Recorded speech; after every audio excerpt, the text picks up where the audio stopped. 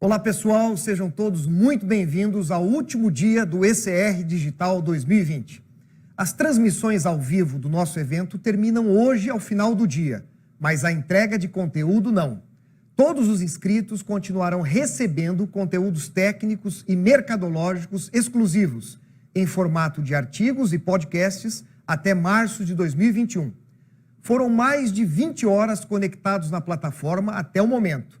Já tivemos 66 palestras, entre a plenária e as trilhas de conhecimento, além de muitas trocas de informações nos estandes e no aplicativo do evento. É tudo novo, bem diferente, mas como eu disse ontem, uma experiência que ficará marcada em nossas vidas. Não foi fácil inovar. Nos desafiamos e nos arriscamos nessa era digital, levando conteúdo e interação à distância, para mais de 300 cidades no Brasil, chegando no Panamá, Angola, Argentina, Uruguai, Paraguai e Bolívia. Quem esperava por isso? Nesse mundo novo, desconhecido, aprendemos muito e com certeza vamos evoluir a cada ano, assim como nos eventos presenciais. Mais uma vez, em nome da equipe da Scott Consultoria, nosso muito obrigado. Sem vocês, participantes, apoiadores, patrocinadores e fornecedores, nada disso seria possível.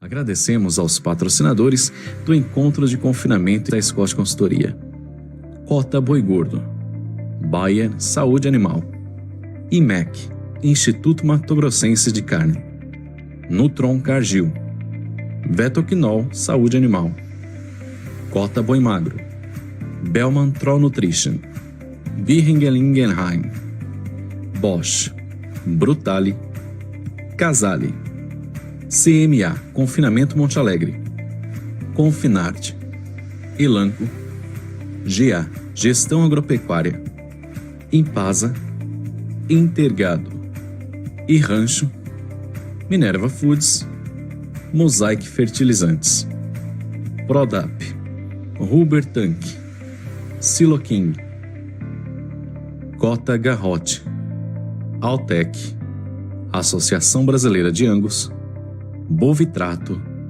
Companhia do Sal, CUM do Brasil, MSD Saúde Animal, Oligo Basics, Zoetis.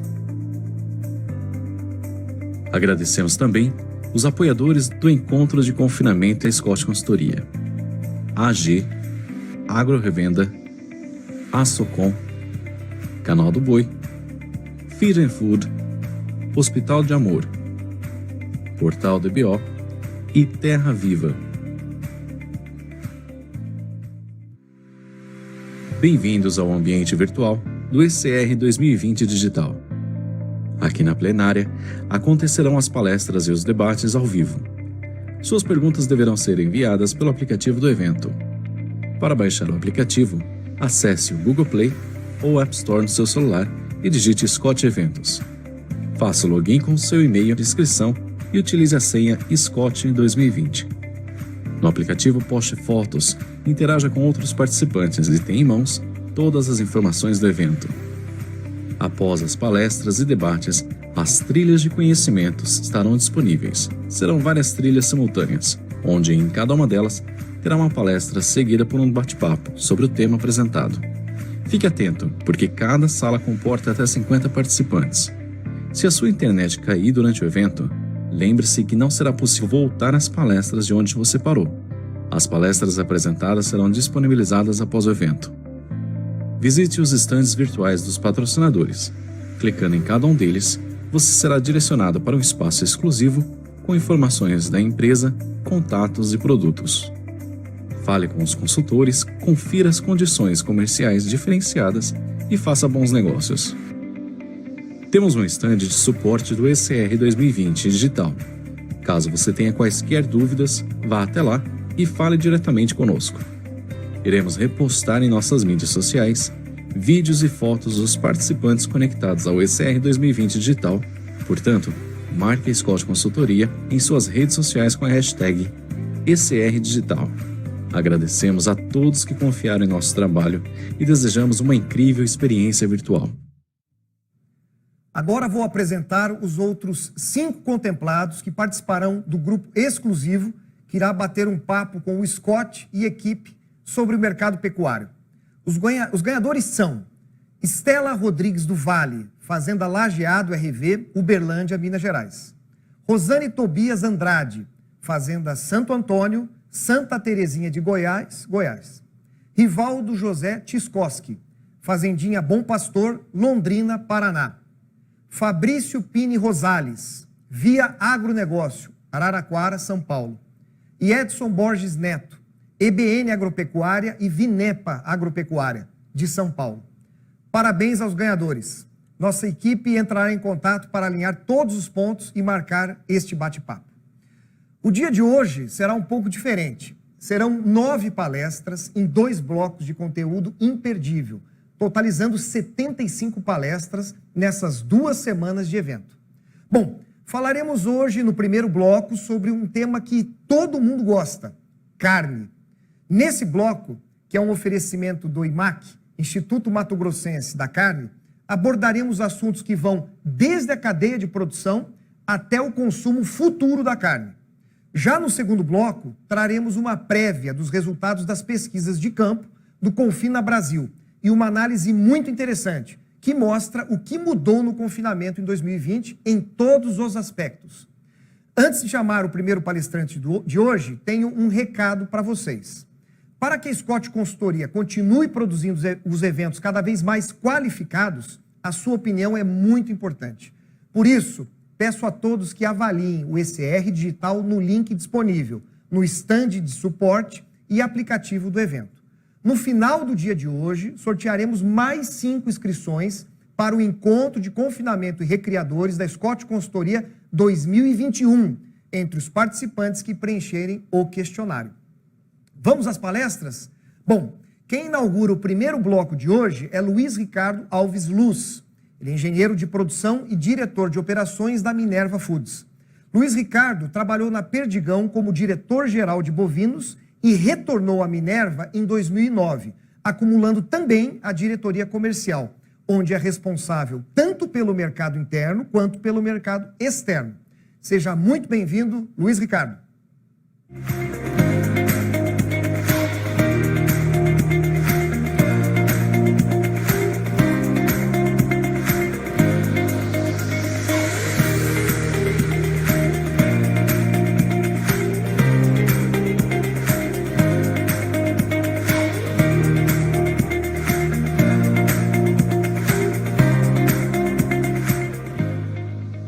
Todos. Primeiramente, eu gostaria de agradecer ao pessoal da Scott, que nos convidou, é um parceiro muito legal entre a pecuária e a indústria, então é um parceiro muito sério, então a gente se sente honrado de estar aqui para conversar com vocês e explicar um pouco como que anda o mercado de bovino e como que a gente faz o desmonte dentro das nossas fábricas, né? Então, eu gostaria de agradecer em especial a Scott por nos ter nos convidado, que é um momento muito importante esse, que a transformação da indústria está acontecendo. Agradecer a você também, pecuarista, né, que tem cada vez mais se aproximado da indústria, entendido como melhor produzir o seu animal, como atingir os mercados que estão aí, que o Brasil vem abrindo, né? Então, muito obrigado pela parceria e muito obrigado pela essa extensão da nossa empresa, né? A gente vai fazer um diálogo bem rápido aqui para mostrar para vocês um pouco como que anda esse desmonte de animal e como que a gente pode aproximar mais e vocês entenderem o que a gente está fazendo com cada tipo de animal dentro da nossa indústria, né? Então, eu trouxe alguns slides aqui para a gente direcionar a nossa conversa. E eu gostaria de dividir algumas informações com vocês a seguir. No primeiro slide aqui, então, uma das coisas falando da empresa, a empresa é bem diversificada, né? É Brasil, mais Argentina, mais Colômbia, mais Uruguai, mais Paraguai. Então, a gente tem acesso a 100% do mercado mundial de carne, né? E tanto nas geografias que a gente participa também, tanto uma forte presença de mercado interno, onde a gente atua, né? Onde a gente está produzindo, e também acesso a todos os mercados mundiais, né? Então, aqui é um pouco do que aconteceu no ano de 2019, para vocês terem uma leitura e entender como que funciona isso. Então, em torno de 39, o nosso principal mercado ascendente é a Ásia, né, com 39% da nossa exportação, seguida por Oriente Médio com 16%, África 14%, o SEI, que é a composição do parte da Europa e Rússia, com 13%, a União Europeia com 9% e as Américas também, que é um mercado bastante importante para nós, 9% de tom. Então, observe que nós estamos em todas as regiões do mundo, né? Então, isso é muito legal.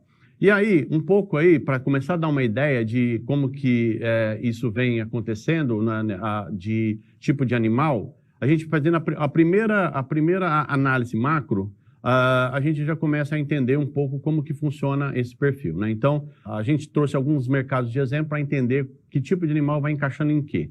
A Arábia Saudita, então, são animais abaixo de 30 meses. Chile, além da questão de ser abaixo de 36 meses, um pH de 5,8, a gente vai comentar um pouco sobre isso. A China, que é o nosso principal mercado hoje e tem sido um mercado que tem cada vez mais demandado carne do Brasil, um boi também, um animal de 30 meses, abaixo de 30 meses, com um pH em torno de 5,9.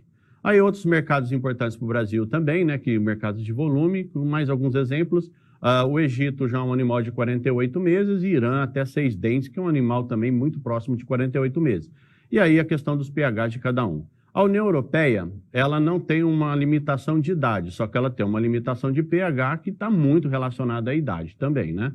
E os animais Angus, que a gente tem crescido cada vez mais nos mercados de nicho, um animal abaixo de 30 meses. Então, olhando um pouco aí essa questão dos animais de nicho, animais de premium, um pouco aí como que está a tipologia de distribuição dessa participação dentro do resultado da companhia, né? Então, hoje, em 2017 eram 12%, 2018 13% e 2029 22%. Então, como que a gente começa a fazer essa classificação? A gente vai ver no próximo slide. Nesse slide, dá uma noção muito grande do que é que a gente conversou no slide anterior, que é a questão da idade. Como está relacionado a idade e como que está relacionado também à classificação de acabamento, né? O acabamento também é muito importante, porque principalmente nos mercados de nicho, você tem exigência de cobertura de gordura, de marmoreio. Então, como que é feito isso? Eu acho que é bem conhecido de todos vocês, mas animal zero dente, que é animal muito jovem, abaixo até 20 meses, né? O animal de 2 dentes, que é animal entre 20 e 24 meses, que a gente considera animal jovem. 4 dentes, ele ainda pode até classificar dentro daqueles animais abaixo de 30 meses, mas é um animal que fica entre 24 e 36 meses, animais de 6 dentes, que fica entre 36 e 48 meses, e animais de 8 dentes, que acima de 48 meses, que a gente considera um animal que a gente chama popularmente de animal erado, um animal adulto, né? Um animal, esse animal é o animal mais complicado hoje da gente lidar dentro da indústria. Então, na classificação de gordura, a gente tem essa escala aí, né? Escala de 1 a 5, onde 1 é totalmente ausente de gordura, 2 a cobertura escassa, entre 1 e 3 milímetros, a cobertura mediana de 3 a 6 milímetros, a cobertura uniforme de 6 a 10 milímetros e a excessiva acima de 10 milímetros. No próximo slide, só para dar uma ideia, porque o número de combinações é muito grande que a gente pode fazer entre idade e tipos de mercado, mas vamos pegar 2 mercados que são mercados bastante importantes para o Brasil. O animal China, que é o animal que a gente mais aí tem falado, né, e tudo mais, é um animal de até 30 meses. Então, a primeira coisa que tem que ficar claro é que parte documental desse animal ele tem que estar no máximo até 30 meses no dia do abate, né? Então, é a regra sanitária com a China. Que é um animal de até 4 dentes, né? Então, esse é um animal que, além disso, só para recapitular, tem que ter um pH abaixo de 5,9, que também é exigência sanitária para esse país. Se a gente avançar um pouco mais, um outro exemplo bastante importante para a cadeia é o animal de 2 dentes. O animal de 2 dentes é um animal jovem e ele é o animal principal para a classificação Chile. O Chile só exporta boi jovem? Não, mas esse é o boi que vale mais. Então, ele tem a categoria em todas as faixas de idade, mas conforme ela vai avançando, o valor de produto vai caindo bastante. É uma queda significativa, então nós miramos nesse animal mais jovem para fazer as nossas vendas. Por que o segredo de uma indústria combinada com a pecuária é ter mais opções de países possível? Porque nós somos uma indústria de desmonte. Então, cada região do mundo, cada região que a gente atua, ela valoriza mais um corte ou outro. E essa valorização se dá por país e também por canal dentro desses países. Então, quanto mais números de países você tem na mão, mais opções para o desmonte do boi e maximizar o aproveitamento desse animal. Só para dar uma noção, hoje em dia, a indústria Bife Brasil, não vou envolver nem as outras origens, a indústria Bife Brasil tem mais de 3.200 itens ativos. São hoje 3.255 itens ativos para fazer esse desmonte. Então, cada pedaço do boi, para cada região, para cada tipo de rastreabilidade, a gente tem que ter um item para poder controlar isso e fazer essa matriz de desmonte. Essa eficiência está na mão da indústria. Mas quanto mais clara a pecuária entender o que a gente está fazendo com o animal, mais você consegue colocar a produção desse animal voltada para essas tendências, né? Aqui nós demos um exemplo aqui então, normalmente a linguagem mais comum é traseira, dianteira e costela, né, que é a ponta de agulha, e aí um pouquinho na premiação da exportação, qual que vai valorizar mais a carne bovina. Então, aqui a sequência aqui, a matriz cruza boi China, boi Europa, cota Hilton e linhas premium para maximizar o desmonte. Isso é um exemplo de tudo que a gente faz, não quer dizer que esse é o único guia da indústria, né? E por último, a gente queria conversar com vocês, porque a compra de gado hoje, os compradores estão cada vez mais sofisticados, porque ele tem que entender que tipo de animal vai entregar que tipo de produto, né? Então, a indústria tem tentado cada vez mais se aproximar do consumidor. E aqui, o ano passado, a gente vem, desde do primeiro PEC que a gente montou internamente, a gente vem avaliando como explorar mais a nossa cadeia bovina. Então, aqui nós estamos falando um pouco de um caso de sucesso, que é a Estância 92. A Estância 92 é uma marca que foi criada pelo Minerva e startou a produção em abril de 2019. E aí a gente criou critérios de seleção para entregar para esse consumidor um produto que seja realmente percebido como um produto de valor agregado. Então, aqui nós temos a primeira coisa, nós desenvolvemos uma classificação interna entre fêmeas e machos castrados até 4 dentes.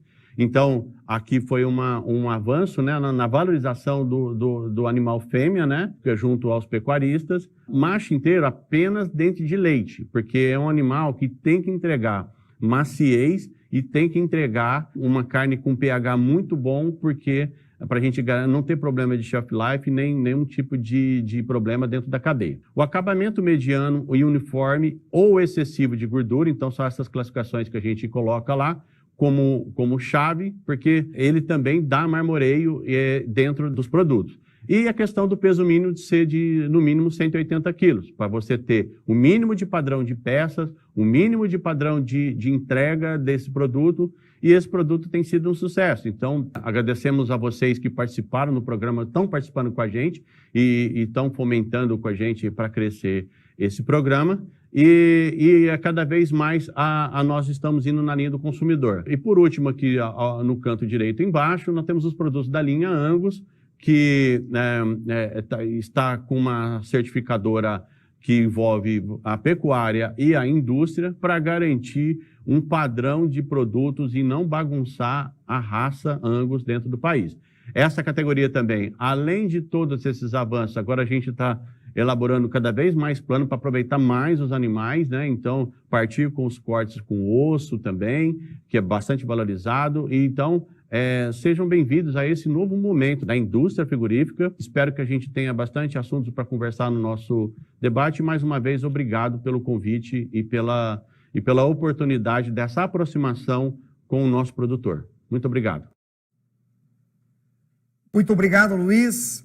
Avaliando brevemente alguns pontos apresentados por ele, podemos destacar o seguinte: as exigências dos diferentes mercados mundiais se baseiam principalmente em idade e ou pH. A participação no mercado premium, do nicho, com animais abaixo de 30 meses de idade, tem crescido muito nos últimos anos. Já o animal erado acima de 48 meses, 8 dentes, é o mais difícil de trabalhar dentro da indústria. Cada região do mundo valoriza mais um determinado tipo de corte. Essa valorização se dá por país e também por canal dentro desse país. Então, quanto maior o número de clientes você tem numa carteira, mais opções estão disponíveis no desmonte do boi para maximizar o aproveitamento desse animal. A compra de gado hoje está cada vez mais sofisticada, visando entender que tipo de animal vai entregar determinado tipo de produto. Então a indústria tem se aproximado mais do consumidor. Lembrando que as perguntas aos nossos palestrantes serão feitas pelo aplicativo do evento e serão respondidas durante o debate, ok? Chamo agora ele, que é médico veterinário pela PUC, mestre e doutor em tecnologia de alimentos pela Unicamp e professor nas áreas de higiene dos alimentos e características e processamento de carnes da Unicamp.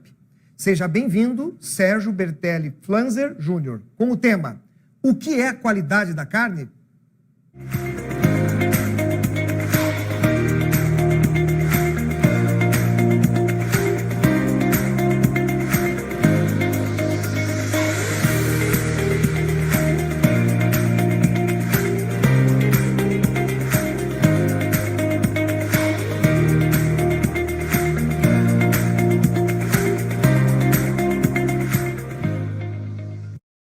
Olá pessoal, tudo bem? Eu gostaria de agradecer a Scott pelo convite, para a gente falar um pouquinho hoje sobre esse tema que eu gosto bastante, gordura. A gente vai falar sobre qualidade de carne, mas vamos falar um pouquinho sobre fatos e mitos sobre gordura, gordura subcutânea e gordura intramuscular. Primeira coisa que a gente tem que ter em mente quando fala de gordura intramuscular e subcutânea é padronização. Nós temos que seguir guias para fazer essa avaliação. Então, a gente tem que saber o momento correto de fazer essa avaliação. Então, a carcaça tem que resfriar muito bem, Então, tem que passar pelo menos 24, 48 horas de resfriamento. A luz tem que ser muito boa. Você tem que seguir padrões, Quando você vai divulgar um resultado, uma imagem, você tem que saber de que corte você está falando, se você fez a avaliação no corte correto. E tem que ser pessoas experientes, Tem que ter uma certa experiência para fazer essa avaliação em relação à gordura intramuscular e gordura subcutânea. Então, nesse conjunto de imagens aqui, a gente tem um exemplo que mostra bem aonde fazer essa avaliação da gordura subcutânea e intramuscular, que é na área de olho de lombo, entre a 12ª e 13ª costelas. Tem que ter dado tempo para o blooming, a cor, a oximioglobina tem que aparecer, tem que oxigenar bem o tecido. E em relação aos cortes, nós temos aqui vários exemplos de cortes com gordura intramuscular, mas não são os exemplos corretos para fazer a avaliação de gordura intramuscular. Sempre tem que ser feito no contrafilé. E por pessoas experientes, com uma boa iluminação, é o caso aqui dessa imagem do professor Dan Hale, fazendo uma demonstração. Ele é da Texas A&M University. Um ponto importante que a gente tem que ter também é em relação a qual é o efeito dessa gordura intramuscular na maciez ou na qualidade sensorial da carne. Então, olha que exemplo bacana isso aqui, 1988 e ainda válido, janela da aceitabilidade. Precisa ter um mínimo de gordura intramuscular para a carne ser aceitável. E qual é esse mínimo? Em torno de 3%. E a carne vai ser aceitável. E mais do que isso, qual o limite superior dessa janela? 7,3%. Por quê? Uma ingestão diária maior do que 220 gramas numa carne que tem mais de 7% de gordura, você pode ter comprometimento para a saúde, de acordo com o Instituto Americano do Coração.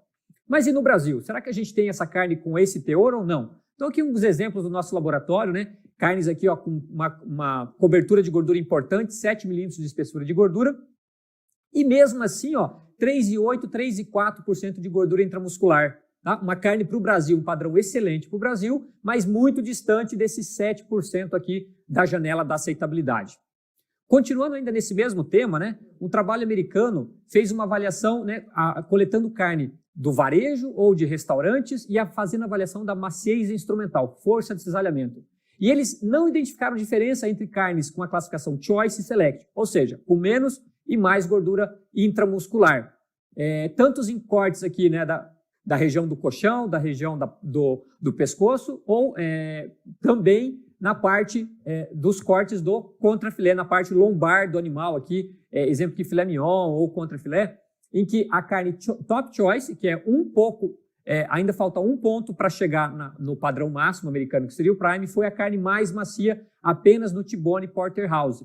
Então, assim, esses trabalhos aqui mostram que nem sempre uma carne com muita gordura intramuscular ela vai ter garantia de maciez ou vai ser mais macia que uma carne com menos gordura intramuscular. Existem muitos fatores que afetam a maciez. Mas, de forma geral, né, se você fixar todos os outros fatores e aumentar simplesmente o teor de gordura intramuscular, aí sim, a gordura intramuscular tem um papel importante tanto no sabor, suculência e maciez.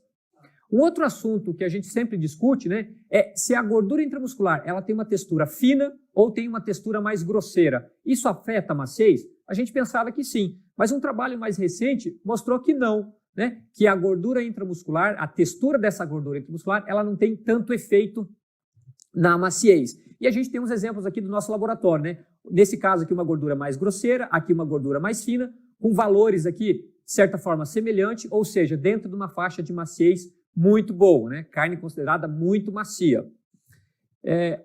E sobre o resfriamento, né? As pessoas me perguntam, e o resfriamento? Carcaças, qual é o efeito? Então, cobertura de gordura tem um papel muito importante no resfriamento das carcaças, afeta o pH, mas na realidade afeta a curva de queda do pH. E qual é o efeito, então, da cobertura de gordura?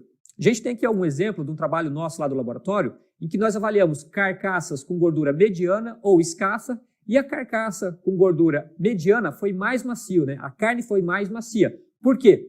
Porque o comprimento do sarcômero da carne foi maior, ou seja, evitou o fenômeno chamado de cold shortening. Então, a carne tem um sarcômero maior, com isso fica mais macia. Então, a gordura funciona como um protetor durante o resfriamento. A carcaça resfria mais lenta, o pH cai mais rápido. E o pH final? O pH final não difere, é importante frisar isso. Gordura subcutânea não afeta o pH final da carne. Uma outra coisa importante quando a gente fala de gordura, qual é a importância da gordura subcutânea? Passou aqui, deixa eu voltar. A importância da gordura subcutânea para a deposição de gordura intramuscular. Qual é a relação? Precisa ter gordura subcutânea para ter gordura intramuscular? Sim, precisa. Alguns trabalhos mostram que você precisa ter pelo menos 6 milímetros de gordura de cobertura para chegar a aproximadamente 3,5% de gordura intramuscular. Mas isso é muito variado. Nesse outro exemplo aqui, a gente observa que a correlação é muito baixa, ou seja, depois de um certo ponto, outras variáveis afetam a deposição de gordura intramuscular, que não só a gordura subcutânea. Mas aqui, se a gente fixar todos os outros fatores também, quanto maior a deposição de gordura subcutânea, maior a deposição de gordura intramuscular. O outro ponto que eu gostaria de frisar para vocês hoje é a diferença entre essa anomalia aqui, que está cada vez mais frequente, né, chamado de esteatose ou infiltração gordurosa, que é muito diferente disso daqui que é desejável, que é um alto grau de mármore ou gordura intramuscular. Aqui é um caso de gado wagyu, gado japonês, e nesses outros casos aqui de cima, todos eles, né, essa anomalia é chamada de esteatose. Então são coisas diferentes. Se isso aparecer no mercado ou no frigorífico, né, não deve chegar no mercado, mas no frigorífico, não associe isso com deposição natural de gordura intramuscular. Isso aqui não é desejado, tá?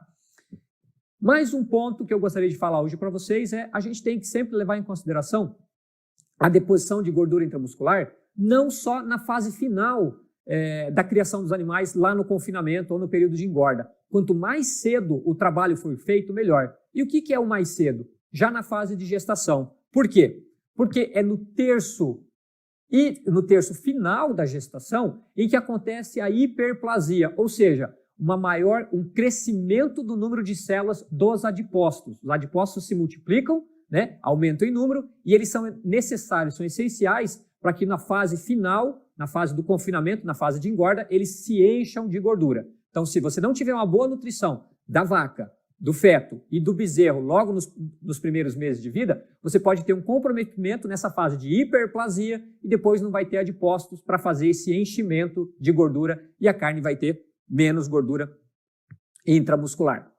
Outro ponto que perguntam bastante, né, falam, o pessoal de raças é muito preocupado com isso, qual é o efeito da genética na deposição de gordura intramuscular. Então, um trabalho americano aqui bem interessante, eles fizeram a comparação de animais Bos-taurus britânicos, um Bos-taurus aqui continental, né, o Pisgauer, e alguns animais aqui Brahman e Sahiwal com genética indiana, Bos índicos. E eles verificaram que os animais britânicos têm maior facilidade de deposição de gordura intramuscular e também gordura subcutânea, quando comparado com animais indianos, sendo que o Pisgauer aqui, o continental, ficou uma posição intermediária nesse estudo aqui. Uma outra coisa que foi observada também é que os animais, né, com genética britânica tiveram carne mais macia do que os animais com genética indiana. Isso não necessariamente é só pelo fato de maior deposição de gordura intramuscular, né? Existem outros fatores que afetam a maciez da carne, no caso da genética, como, por exemplo, o sistema enzimático das calpaínas, que fazem uma maturação mais acelerada. Então, isso determina mais a maciez da carne do que simplesmente a deposição de gordura intramuscular. Por último, e não menos importante, o que acontece no momento da cocção com uma carne que tem mais ou menos gordura intramuscular. Então, aqui eu faço uma brincadeira, né, mostrando carne que passou do ponto aqui, mostrando que carnes choice, ou seja, maior conteúdo de gordura intramuscular, quando comparado com carnes de classificação select, apresentam uma maior resistência ao processo térmico. Quando eu falo em resistência, eu digo que elas perdem menos peso, perdem menos líquido no processo de cocção, protegem a célula e ficam macio mesmo com o aumento da temperatura. Então, mesmo a carne passando do ponto, a carne fica mais macia, aquela que tem mais gordura intramuscular. E a mesma coisa acontece com o sabor. Carne choice, né, com mais gordura intramuscular, mantém o sabor num certo nível, enquanto que uma carne com menos gordura intramuscular select, ela perde sabor quando ela passa do ponto. Bem, é isso, pessoal. Agradeço mais uma vez o convite da Scott. Espero que vocês tenham gostado do conteúdo. E aqui, os meus pimpolhos de casa. Muito obrigado, Sérgio. Podemos destacar de forma sucinta alguns pontos importantes sobre a apresentação. É necessário ter, no mínimo, aproximadamente 3% de gordura intramuscular para a carne ser aceitável, segundo a janela da aceitabilidade. O limite superior dessa janela seria 7,3%. Nem sempre uma carne com muita gordura intramuscular terá garantia de maciez ou será mais macia que uma carne com menos gordura intramuscular. Existem muitos outros fatores que afetam a maciez. Alguns trabalhos mostram que é necessário ter pelo menos 6 milímetros de gordura de cobertura para chegar a aproximadamente 3% de gordura intramuscular. Mas isso é muito variável, a correlação é baixa. Outras variáveis estão impactando. A esteatose ou infiltração gordurosa é uma anomalia e não é desejada. Não confundir com alto grau de mármore ou gordura intramuscular. Não devemos nos preocupar com a deposição de gordura intramuscular apenas na fase final de engorda. Quanto mais cedo o trabalho for feito, melhor. Lembrando que o maior crescimento do número de adipócitos ocorre no terço final da gestação. Pessoal, se a internet cair aí, entre novamente no link aqui do evento para continuar a acompanhar o conteúdo.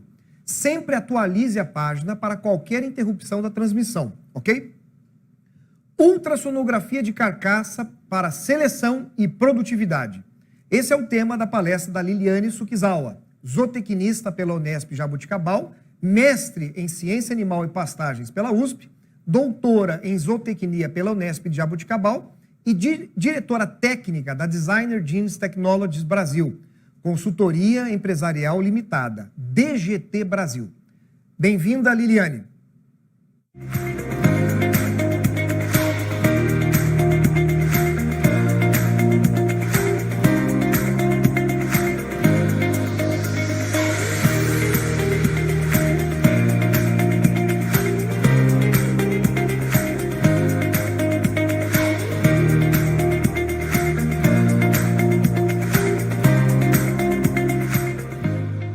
Meu nome é Liliane Sugizawa, sou diretora técnica da DGT Brasil, a empresa responsável pela introdução dos softwares de ultrassonografia de carcaça para toda a América do Sul desde 2006. Vou compartilhar com vocês 20 anos de experiência na ultrassonografia de carcaça, tanto como ferramenta de seleção como ferramenta para produtividade. Para tanto, vou utilizar de exemplo 2 grandes players da carne bovina mundial, os Estados Unidos e o Brasil. Apesar dos Estados Unidos ter menor quantidade de bovinos, eles entregam 360 quilos de carcaça em 2 anos de idade.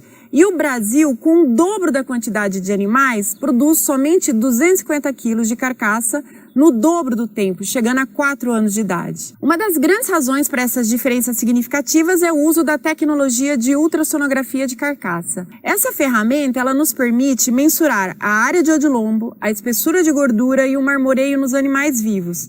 Características essas que impactam diretamente no rendimento e na qualidade da carne observada dentro de uma indústria frigorífica. Nós já sabemos que as herdabilidades dessas características são as mais altas encontradas nos programas de melhoramento.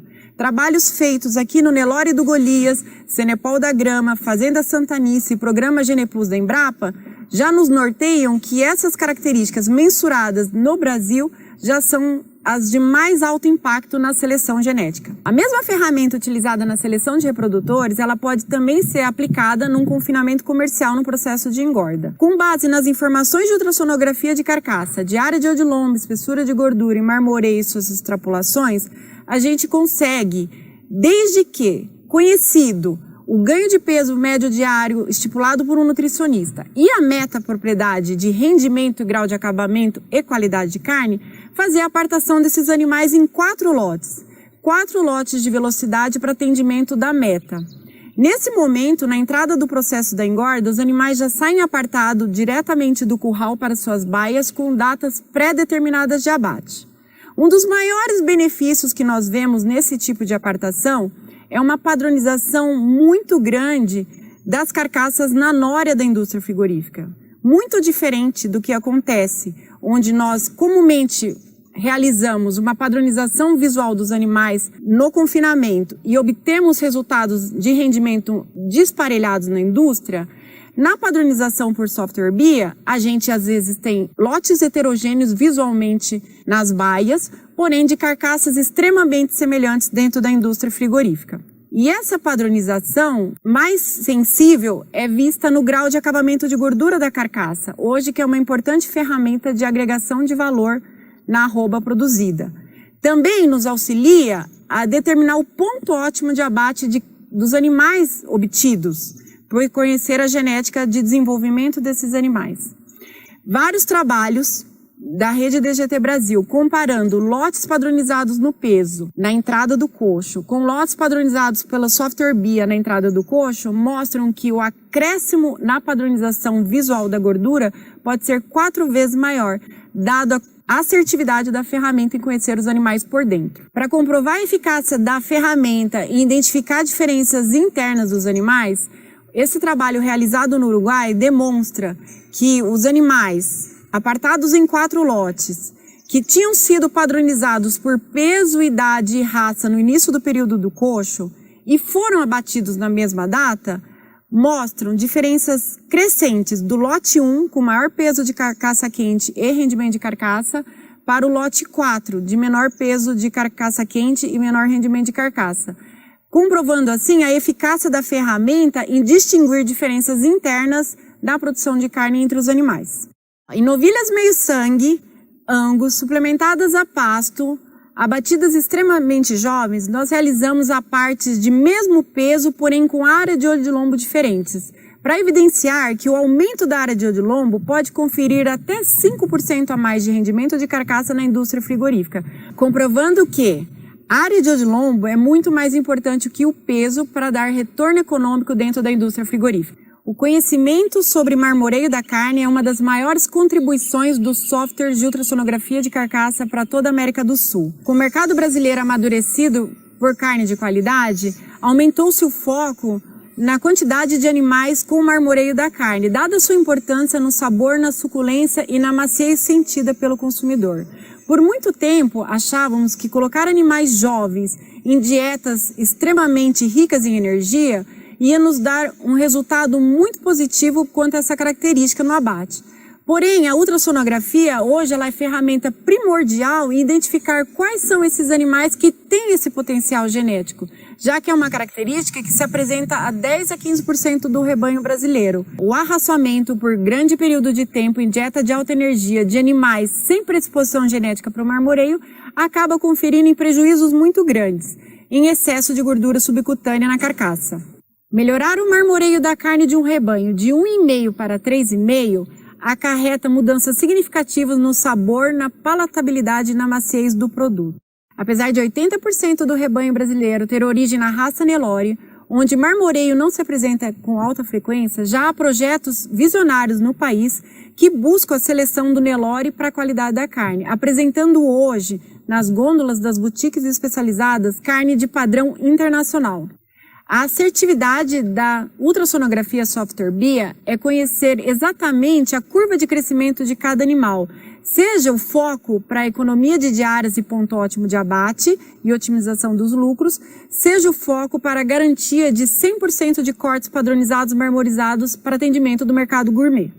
Nos Estados Unidos, a ferramenta de ultrassonografia de carcaça, mensurando área de odiloma, espessura de gordura e marmoreio, comunica-se diretamente com a indústria frigorífica, que coleta as mesmas informações. No Brasil, como não existe essa informação dentro das indústrias frigoríficas ainda, a ferramenta ultrassonografia é uma linguagem que conecta o produtor e selecionador com foco em rendimento de carcaça e fertilidade, conecta a indústria com padrão de acabamento e tamanho de peças e conecta o consumidor em atendê-lo para maciez, sabor e qualidade da carne. A genética é o alicerce fundamental de qualquer projeto que envolva eficiência e qualidade da carne. Gostaria de agradecer imensamente o convite da Scott Consultoria em poder compartilhar toda a nossa experiência no uso da ultrassonografia software BIA. Quem tiver interesse, acesse os nossos contatos para conhecer os projetos tanto de seleção em todas as raças, como nos confinamentos comerciais e confinamentos de carne gourmet. Muito bom, Liliane, excelente apresentação.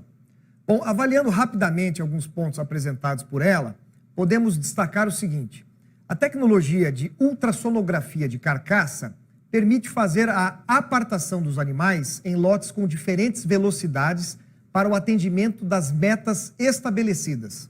Com isso, as baias são formadas com datas pré-determinadas para o abate.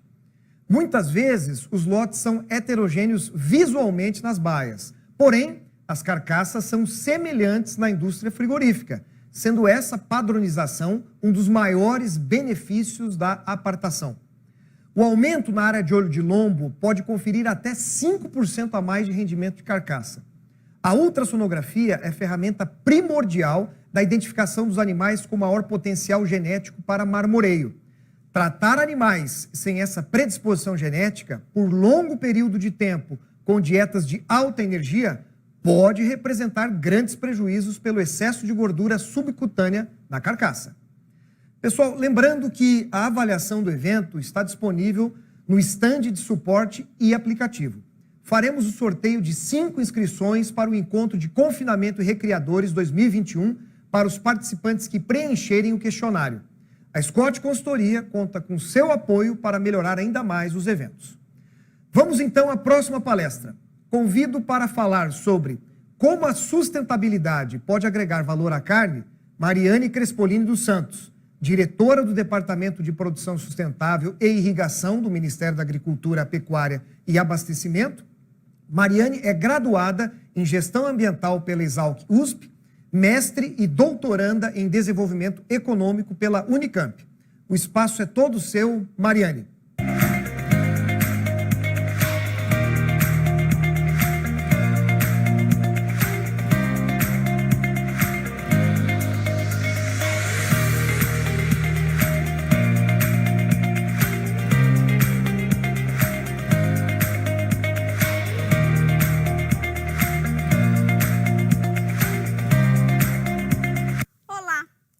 Mariane Crespolini, eu sou diretora de Produção Sustentável e Irrigação do Ministério da Agricultura, Pecuária e Abastecimento. E hoje é uma grande satisfação para mim estar participando deste encontro e conversar com você que está nos assistindo, porque todo o meu histórico profissional tem relação com a pecuária de corte. Eu sou pesquisadora, fui pesquisadora por muitos anos na área de comportamento dos preços da arroba, do bezerro no Brasil, tá bom? O tema de hoje que nós vamos conversar é como a sustentabilidade pode agregar valor à carne. Bom, para isso eu separei 4 temas para a gente conversar. Vamos começar falando sobre o que é sustentabilidade, falando na sequência sobre o uso da terra no Brasil. Terceiro ponto fala sobre a trajetória de aumento da produção por incremento da produtividade e vamos finalizar falando sobre as tendências futuras, tá? Gente, para começarmos, vamos falar um pouquinho o que é sustentabilidade, né? Meu objetivo aqui não é aprofundar no conceito, mas te lembrar um ponto que eu vou voltar em toda a minha apresentação. Sustentabilidade é um tripé. Ela envolve o ambiental, o social e o econômico, tá? Passando para o uso da terra, vamos falar um pouquinho sobre o tamanho do Brasil. O Brasil é um país continental com mais de 851 milhões de hectares. E só a título de comparação, o Reino Unido é quase do tamanho do estado de São Paulo.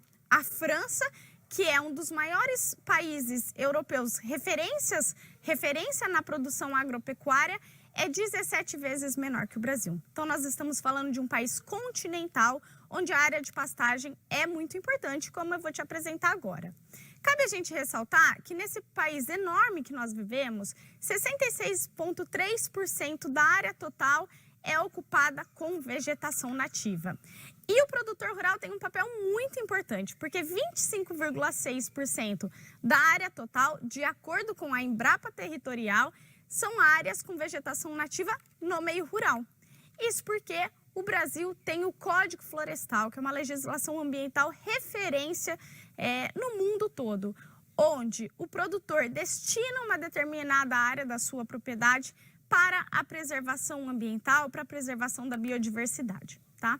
Voltando a esse slide, falando da área total do Brasil, é sempre importante a gente ressaltar que é em 29% do território, que é o total da área ocupada pela agricultura, que ocupa 9% da área total do Brasil, e 21% que é referente às áreas de pastagem. Então, é em 29% do território brasileiro, onde nós produzimos alimentos, fibras e energia para abastecer os mais de 200 milhões de brasileiros e também milhões e milhões de pessoas ao redor do mundo, tá? Vamos falar então um pouquinho, já indo para o nosso terceiro ponto, sobre a evolução da produtividade, tá?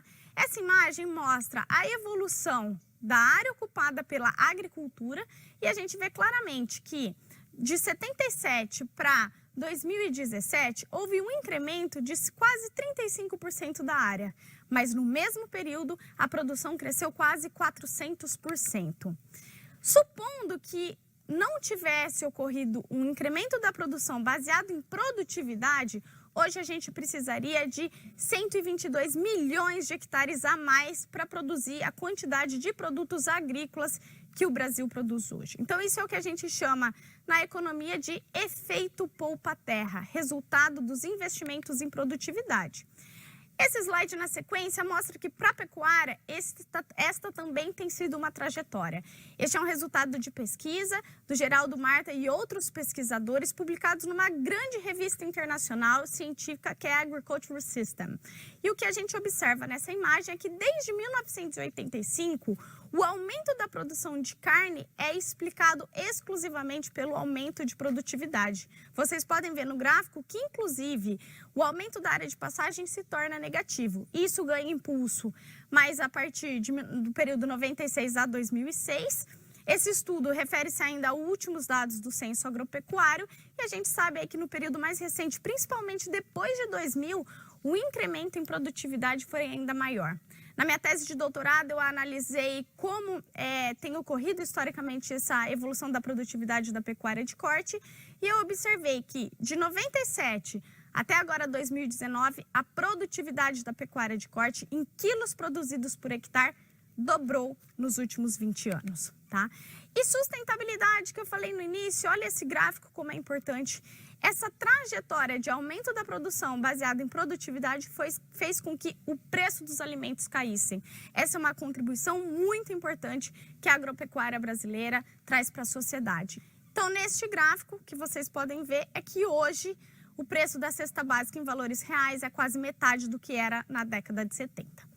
Bom, já falando um pouco do período mais recente, eu gostaria de te apresentar algo muito importante, que é o Plano de Agricultura de Baixa Emissão de Carbono, o Plano ABC. O Plano ABC é resultado de mais de 50 anos de pesquisas realizadas pela Embrapa e pelas universidades brasileiras. Essa imagem do milho e da braquiária talvez possa ser algo muito do seu cotidiano que é produtor. Mas isso tem muita tecnologia, tem muito investimento, por exemplo, em variedades genéticas. O milho safrinha, né, ele era o safrinha porque era a menor parte da nossa produção, hoje já é a grande produção de milho no Brasil. Isso é tecnologia, tá? E com isso, o Plano ABC é um dos maiores planos do mundo de agricultura de baixa emissão de carbono. O Plano ABC é composto por 7 programas. Devido ao nosso curto tempo, eu vou falar especificamente de 2. Que é a recuperação de pastagem degradada e a integração lavoura-pecuária-florestas ou as suas variedades, como apenas o ILP. Tá? Por que esses 2 programas são tão relevantes para o Brasil? Voltando nessa imagem, porque se a gente tirar as áreas que são destinadas à preservação da vegetação nativa e considerar apenas aquelas áreas que são destinadas à produção ou já ocupadas por uso antrópico, 60% da área produtiva do Brasil é pastagem. E olha essa imagem. Quando você vê essa imagem desses 2 pastos, o que para você demonstra o que a campo você tem visto mais sobre a realidade do Brasil? É a imagem da pastagem degradada ou é a imagem da pastagem reformada e com um bom vigor, né? Ainda hoje, gente, os dados do censo demonstram que a gente ainda tem uma média de 1 animal por hectare e uma produtividade aí de 50 quilos de carne por hectare ano. Como eu mencionei, dobrou nos últimos 20.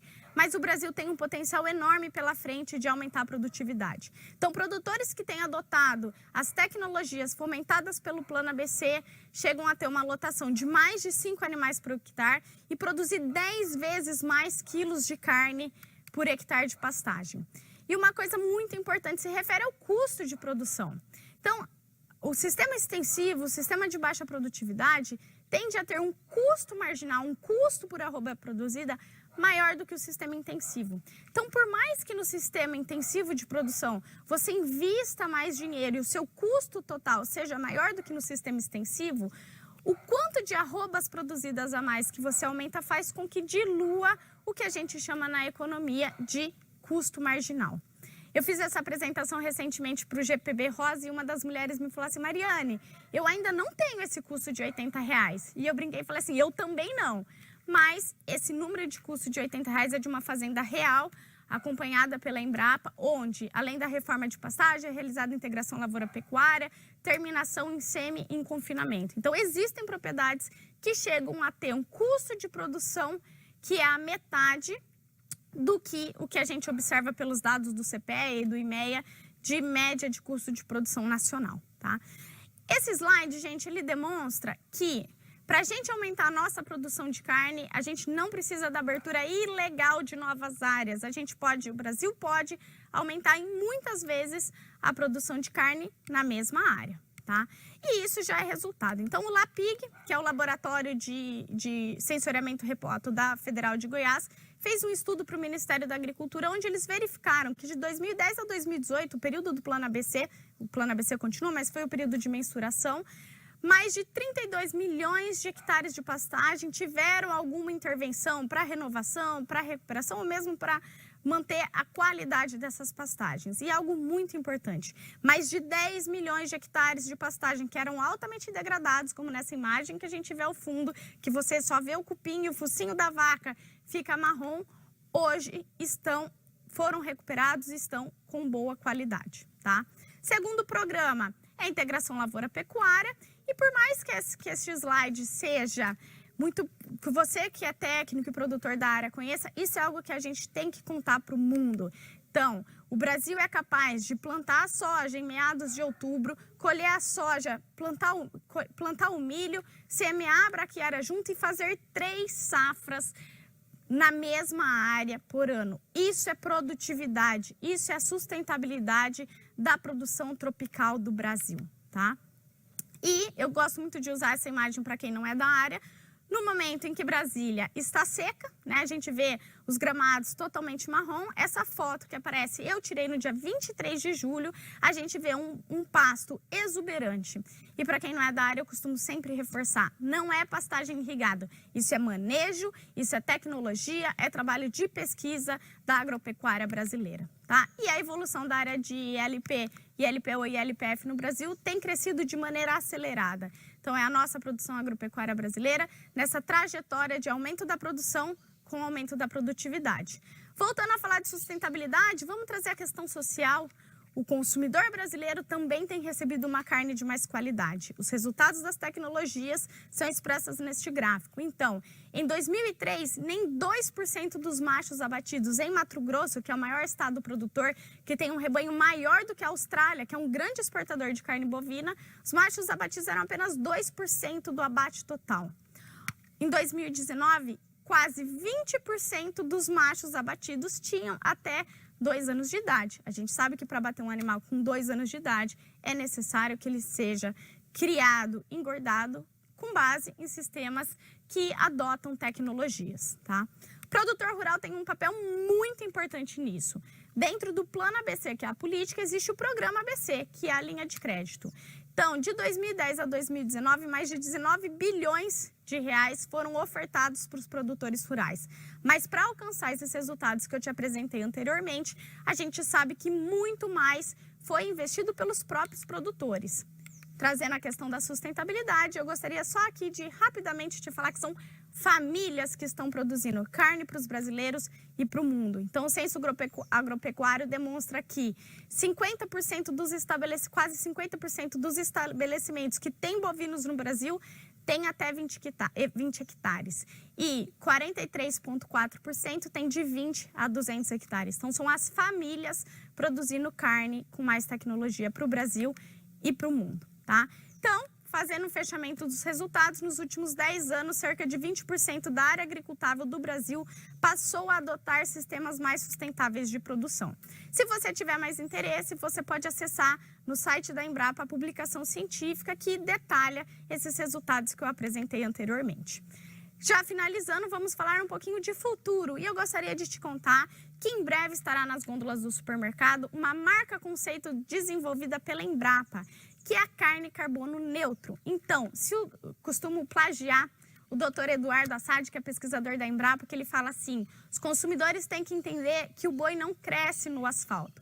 Então, o protocolo de carne carbono neutro, desenvolvido lá pela Embrapa Gado de Corte em Campo Grande, demonstra que as emissões realizadas por metano, convertidos em carbono equivalente pelos ruminantes, pelos bovinos, elas são compensadas pela absorção desse carbono pelas pastagens e também como componente florestal. Isso é uma tecnologia brasileira. O Brasil vai demonstrar para o mundo que é sim possível ter uma carne zero emissão de carbono. Isso agrega o componente florestal. Mas, como vocês podem ver também no slide, existe a carne de baixa emissão de carbono, onde apenas pelo manejo de pastagem, parte das emissões dos animais, dos bovinos, são compensadas pela mitigação e pela absorção de carbono pelas pastagens, tá? Isso tem uma publicação científica de alto impacto internacional, que foi capa da Nature Climate Change, que demonstra que se houver controle do desmatamento e o aumento da produção de carne bovina for pelo aumento da produtividade, o Brasil poderia diminuir as emissões de gases de efeito estufa, tá? E para o futuro, o Brasil tem muita área que poderia ser intensificada. Então, os dados do LAPIG, está disponível no Atlas de Pastagem do LAPIG, demonstram que a gente tem quase 95 milhões de hectares de pastagem com algum grau de degradação. Gente, 95 milhões equivale à área ocupada hoje pela lavoura e pelas florestas plantadas e ainda sobra 20 milhões de hectares, né? Então, a gente tem uma trajetória de potencial aumento da produção com base em áreas de aberta muito promissora para o futuro. E por que o produtor adota essas tecnologias? Eu mencionei anteriormente um custo de produção muito baixo e eu gostaria de ilustrar isso com essa imagem. Essa é a Fazenda Santa Brígida em 2006. Quando a Marise Porto assumiu a fazenda, ela conta a história dela totalmente degradada, praticamente a vigor das pastagens muito ruim. Naquela época, ela tinha R$200 de prejuízo por hectare ano e gerava apenas 3 empregos. Essa é a foto aérea da Fazenda Santa Brígida hoje e, como vocês podem ver, a preservação da vegetação nativa ao redor dos recursos hídricos, o componente florestal, a diversificação da produção dela. Hoje, ela tem um lucro de quase R$3.000 por hectare ano e ela gera 28 empregos em toda a sua propriedade. Ela multiplicou por 10 as pessoas ocupadas na sua propriedade e saiu de um prejuízo para um lucro que muitos talvez não acreditem, mas os resultados da Fazenda Santa Brígida também estão em publicações realizadas pela Embrapa, tá? Isso é sustentabilidade. Então, é na mesma área a gente produzir mais, a gente elevar a renda do produtor, reduzir o risco do produtor, porque ele diversifica a sua produção. Com as tecnologias do Plano ABC, a produção tende a ser mais resiliente aos riscos climáticos. Para a população brasileira e mundial, a gente produz alimentos mais baratos, porque reduz o custo marginal da produção. Temos preços mais estáveis com regulação da inflação, geramos mais benefícios sociais e mais conservação ambiental. Então, lembra desse slide? Que 60% da área produtiva no Brasil é pastagem? Um pouco disso que eu falei para vocês aqui. Milhões de hectares para o futuro podem ser intensificados e outros milhões de hectares hoje ocupados por pastagem degradada serão cedidos para outras culturas. Esta é uma tendência, tá? Então, gente, para finalizar, é importante a gente falar que a sustentabilidade e a agregação de valor da carne, a pecuária é parte da solução. A pecuária e essas áreas hoje ocupadas por pastagem degradadas fazem parte da solução de aumento da produção de alimentos, fibra e energia pelo Brasil, na mesma área, com mais sustentabilidade, mitigando carbono e agregando valor aos produtos do agro brasileiro. Tá bem? Aqui tem os meus contatos. Muito obrigada. Que legal, Mariane. Definitivamente, agregar valor com sustentabilidade já não é mais uma escolha. Muitas informações relevantes apresentadas por ela, então gostaríamos de destacar que a produtividade da pecuária de corte em quilos produzidos por hectare dobrou nos últimos 20 anos. Essa produtividade fez com que os preços dos alimentos caíssem. Trata-se de uma contribuição muito importante que a agropecuária brasileira traz para a sociedade. Para aumentarmos nossa produção de carne, não precisamos de abertura ilegal de novas áreas. Temos quase 95 milhões de hectares de pastagem com algum grau de degradação, ou seja, há um grande potencial de intensificação nessas áreas. A marca conceito desenvolvida pela Embrapa, Carne Carbono Neutro, demonstra que as emissões de metano pelos bovinos são compensadas pela absorção desse carbono pelas pastagens e também como componente florestal. Agora vamos falar sobre o futuro da carne e tendências de consumo. E para essa abordagem, convido ela, que é médica veterinária pela Universidade Federal do Rio Grande do Sul, mestre em administração rural pela Lincoln University da Nova Zelândia, possui MBA em liderança pela Unicinos e curso de agronegócio em Harvard. É pecuarista e proprietária da Avelã Public Affairs. Seja bem-vinda, Andréia Veríssimo Lopes de Almeida.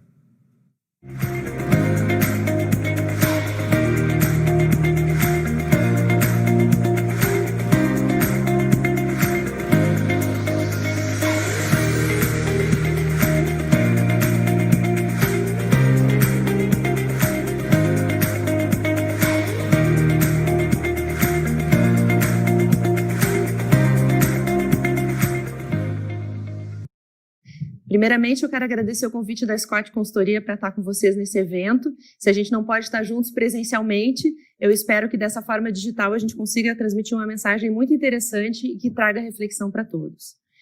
Bom, vamos lá. O meu objetivo aqui hoje é falar do futuro da carne e as tendências de consumo. Produzir carne bovina e consumir carne bovina é uma experiência muito especial. Ter a oportunidade de comer junto com sua família, com seus amigos, ou mesmo individualmente, a carne do dia a dia, ou numa situação de convívio, como um churrasco, né, uma grande confraternização, estar ao redor do fogo, todo aquele cerimonial, ver a produção daquela carne maravilhosa é algo incrível que a gente adora. Só que a decisão de consumo, a decisão de que cada pessoa tem ao decidir o que vai colocar no seu prato é algo muito individual. E tem a ver com uma série de questões.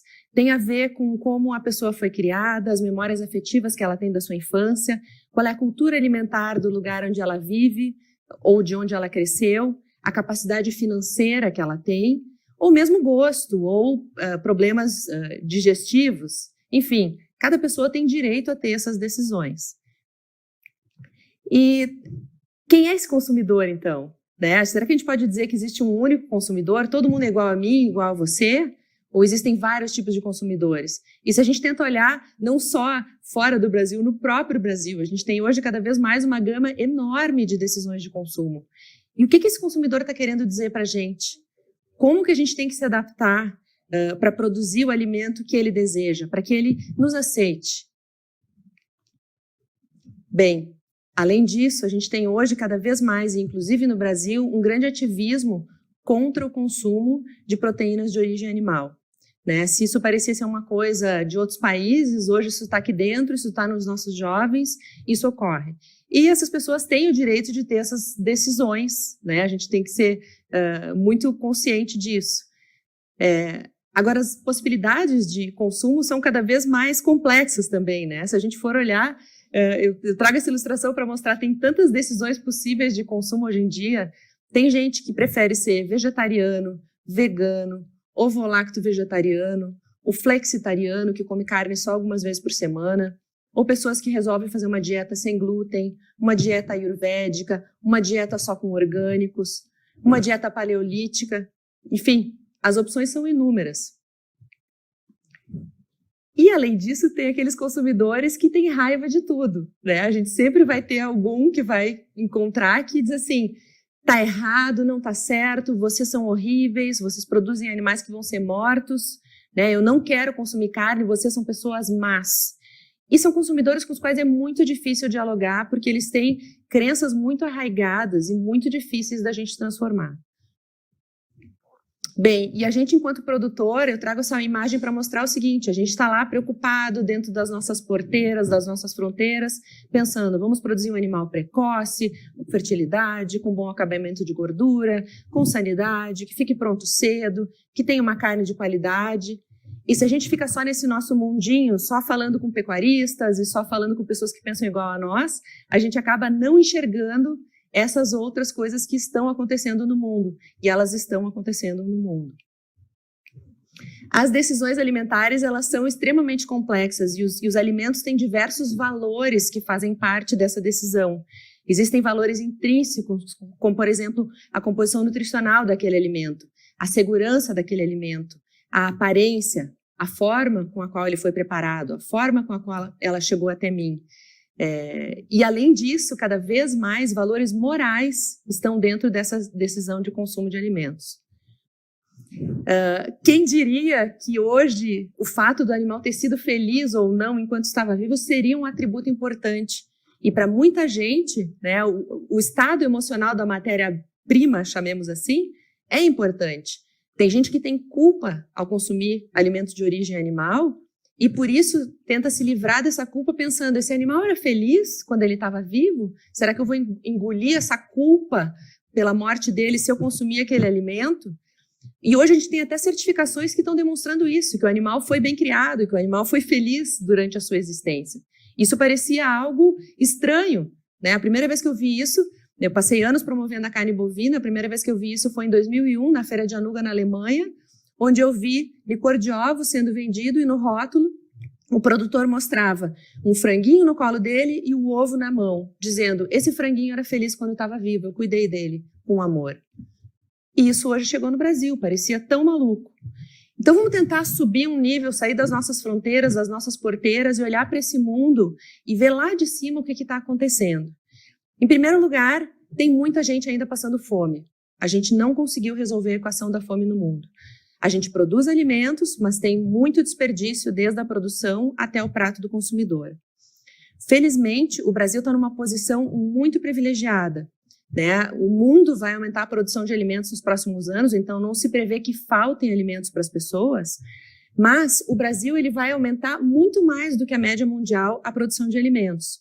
E se a gente olhar para alguns alimentos de forma independente, a gente vê que em carne bovina, nos próximos 10 anos, o Brasil vai aumentar em 34% a produção, 267% a produção de peixes, 259% de suínos, 70% de soja, 441% de milho e 219% de leite. Ou seja, o Brasil está aqui para ficar e dentro de uma função essencial que é produzir alimentos, não só para os brasileiros, mas também para o mundo inteiro. E isso é um papel do qual a gente tem que ter muito orgulho. Porém, entra nesse cenário também, né, as novas alternativas. E cada vez mais, né, as carnes, ditas carnes, feitas a partir de plantas, a dieta plant-based. E elas vêm com uma roupagem muito diferente, uma roupagem de Vale do Silício, de inovação, de tecnologia, capital pesado entrando nisso. Startups estão envolvidas com isso. A gente não está mais falando daquele bifinho de soja sem graça do passado, que era a única opção, aquela coisa seca. A gente está falando de produtos que buscam imitar a experiência de consumo, produtos que buscam ter até o suco da carne, o sabor da carne.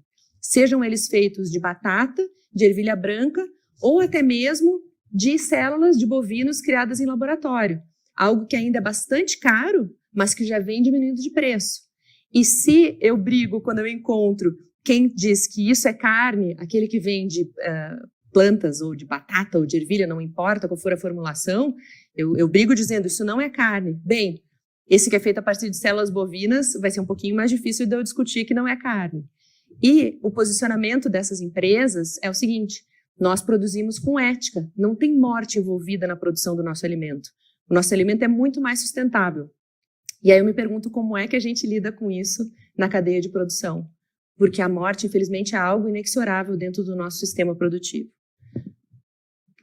Bem, e algumas consultorias futuristas, né, de futurologia, que é um exercício interessante, como a CB Insights, já dizem que no futuro os animais poderão ser completamente retirados da cadeia de produção de alimentos. Acho que vamos voltar esse aqui só porque eu falei errado, pode ser? Só um aqui. Deixa eu só retornar. Posso retomar? E algumas consultorias que fazem esse exercício de futurologia, como a CB Insights, já estão dizendo que no futuro os animais vão poder ser completamente retirados da cadeia de produção de alimentos. E onde é que vai ficar o pecuarista se isso de fato virar uma verdade no futuro? Como que a gente pode reagir perante tudo isso? Né? Uma das opções é ter raiva. Né? A gente não concorda com eles estão errados, quem está certo somos nós, e a gente fica entre nós discutindo em grupos, a gente que está certo, a verdade nos pertence. Enquanto a gente fizer isso, a gente não vai conseguir estabelecer pontes e dialogar com quem pensa diferente. Eu acho que um grande exemplo que a gente tem que buscar é na cadeia de ovos. Se no passado a opção que a gente tinha era ovo branco e ovo vermelho, pequeno, médio ou grande, hoje essa cadeia tem uma diversidade enorme de opções para o consumidor. Sejam ovos orgânicos, ovos com ômega 3, ovos de animais criados livres, de animais felizes, de animais de criação orgânica. E, inclusive, um exemplo que a gente tem da maior granja da América do Sul de ovos, que produziu um produto que não é feito de ovos. Ele é vendido numa caixinha de ovos, mas é um pó à base de plantas que a gente pode usar para fazer pães e bolos, para dar as propriedades que o ovo traria para a receita. Bem, eles, dentro da cadeia de produção de ovos, oferecem aos seus consumidores um produto que não é ovo. Acho que tem algo para a gente aprender aqui. E eu tenho muito a agradecer às novas gerações, né? Desde 2001, quando eu tocava, felizmente, com muita alegria, o Serviço de Informação da Carne, quem influenciava as pessoas na decisão de consumo eram aquelas celebridades magras, ricas, loiras, que diziam pra gente assim: eu sou rica, eu sou bem-sucedida porque eu só como um peitinho de frango, né? E eu sou melhor do que você come carne. Bem, hoje tem outras pessoas trazendo uma nova pegada, demonstrando que a gente pode comer o churrasco, pode conviver e pode ser muito feliz respeitando aquele animal que foi abatido para nos alimentar naquele momento. E a gente tem aí pela frente os millennials, essas novas gerações chegando com um monte de informação, nativos digitais tomando outras decisões. O que será que eles vão querer consumir no futuro? E eles são os nossos filhos, os nossos sobrinhos, os nossos parentes, eles estão aí. Bem, e o que o futuro nos reserva? É um pouco do que eu quero trazer para vocês e deixar como mensagem. E eu trago aqui uma foto minha, enquanto produtora rural. Eu acho que a gente precisa, para cruzar essa ponte e falar com esse consumidor, é falar de amor, é falar de propósito, falar que a gente cria os animais com amor, com carinho, que a gente faz isso, no meu caso, há 4 gerações, que a gente cuida para que os animais sejam felizes, a gente dá água, a gente dá o que comer, a gente elimina os parasitas, a gente evita as doenças dando vacinas, e a gente toma todos os cuidados para que eles produzam um alimento saudável para o consumidor.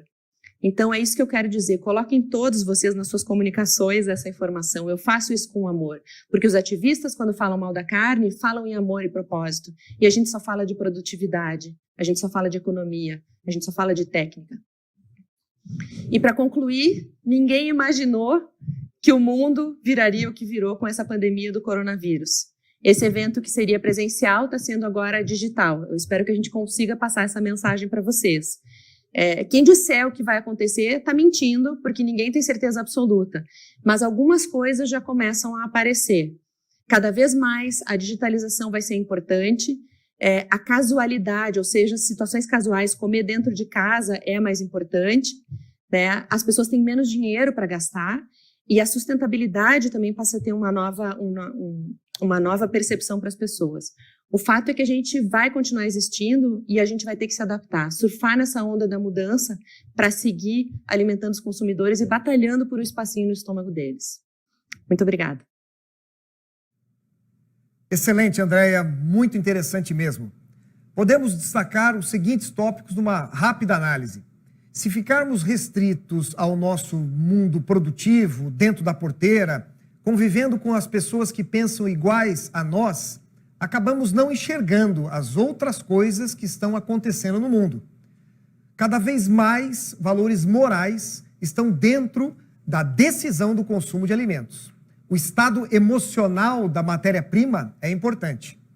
Hoje em dia existem outras pessoas trazendo uma nova pegada, demonstrando que podemos comer o churrasco, podemos conviver, ser muito felizes, respeitando o animal que foi abatido para nos alimentar naquele momento.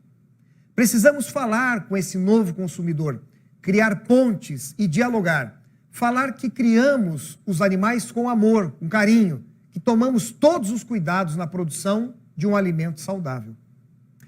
Vamos aos estandes virtuais bater um papo com os consultores das empresas e conferir as condições comerciais exclusivas para vocês, participantes. Em meia hora, estaremos de volta com o debate do bloco. Bons negócios a todos e até daqui a pouco.